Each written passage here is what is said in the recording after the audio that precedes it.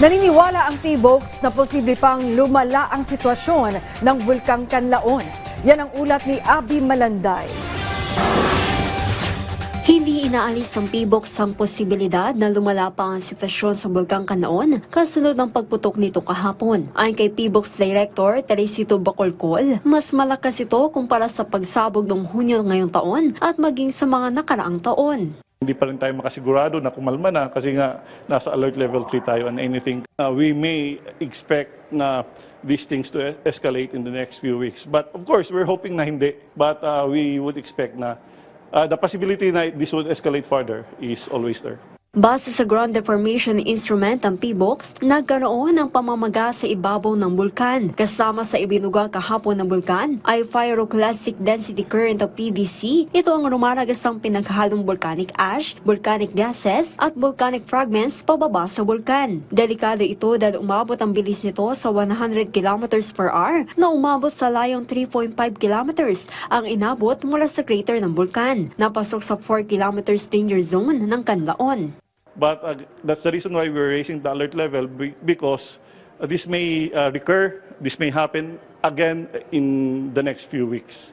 And baka mas malakas pa. So aabot doon lalagpas doon sa 4 km permanent danger zone. If there is an escalation of activities, we may extend the danger zone from 6 to say 8 or probably 10. Ang Office of the Civil Defense Western Visayas patuloy ang pagtulong sa mga naapektuhan ng pagsabog ng bulkan. Ayon kay OCD Region 6 Director Raul Hernandez, patuloy ang kanilang assessment sa mga apektadong lokal na pamalaan, katuwang si DSWD Secretary Rex Gatchalian. Bumuo na rin ang Task Force Kanlaon at Interagency Coordinating Cell para sa pagtugon sa pangangailangan ng mga residente ang DND at OCD. Tiniyak din ang paglikas sa mga residenteng sakop ng 6 kilometers danger zone. Nailikas na po natin ang majority po ng mga kababayan natin na nasa loob po ng 6 kilometer radius. Mayroon na lang po mga natitira, mga ilan-ilan na lang po dahil po medyo nagkukulang pa po tayo ng evacuation center. So sa ngayon po, yun po yung tinitingnan natin ngayon kung paano po natin maililikas po ng maayos po yung mga natitira pa po mga kababayan natin. Handa naman ang OCD sakaling palawigan pa ang sakop ng 6 kilometers danger zone. Po yung ating pinaghandaan kung sakali pong lumawak po yung masasakupan po ng danger zone po, yung umabot po siya ng 10 kilometers. So mayroon na po tayong mga initial plans po dyan. Meron na po tayong mga karatig bayan na willing po mag-adapt po ng mga evacuees ng apektadong bayan.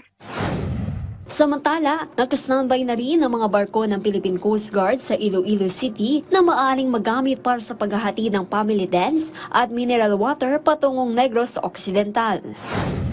Tiniyak naman ng DSWD na makakatanggap ng agarang tulong ang mga pamilyang apektado ng pagsabog ng Bulkang Kanlaon. Ayon kay DSWD Secretary Rex Gatchalian, handa ang pamamaraan na mag-supply ng pagkain, tubig at iba pang kinakailangan sa mga evacuees alinsunod sa direktiba ni Pangulong Ferdinand R. Marcos Jr. Batay sa huling ulat ng DSWD, umalo na sa 2,000 pamilya mula sa 14 na barangay ang apektado ng pagsabog ng Bulkang Kanlaon. 1,772 pamilya ang nananatili sa 13 evacuation centers. Namahagi naman ang DSWD ng 620,000 halaga ng tulong na kinabibilangan ng non-food at food items.